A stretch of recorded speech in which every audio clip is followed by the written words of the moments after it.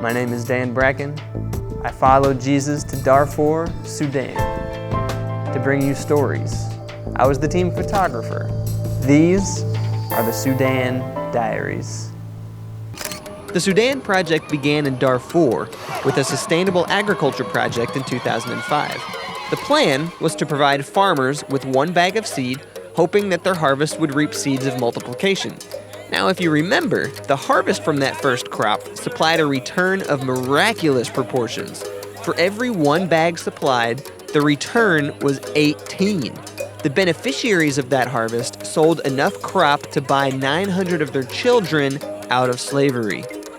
This year, our UMCOR staff reports even more good news, but also some bad. We'll start with the good news. 7,069 households are direct beneficiaries of our agriculture programs.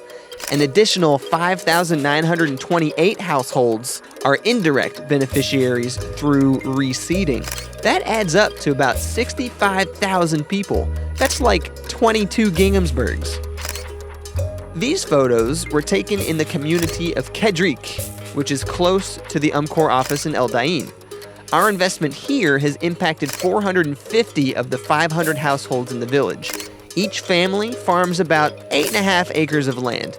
Groundnut, which is a tad smaller than a peanut, is sold for profit. Sorghum and millet are grown for consumption.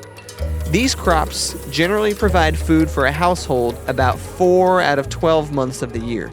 For the remainder of the year, families use cash proceeds to purchase food or other means of nutrition.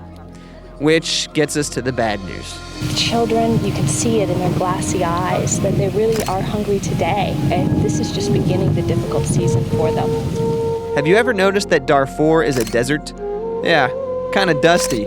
That means very little rain, and this year's rainy season was nothing shy of a disappointment. On top of that, pests were out in droves, devouring any crop before our people could even get their hands on it. It makes farming difficult when the government controls the distribution of pesticides. In short, this year's harvest was thin, and there is now widespread fear of famine all throughout Darfur. Are you as frustrated about this as I am? I mean, how do you control the non-controllable? No rain, pests. I suppose we do what any farmer would do. Keep putting seed in the ground. And so we will, continuing to change the world, growing hope, one life at a time.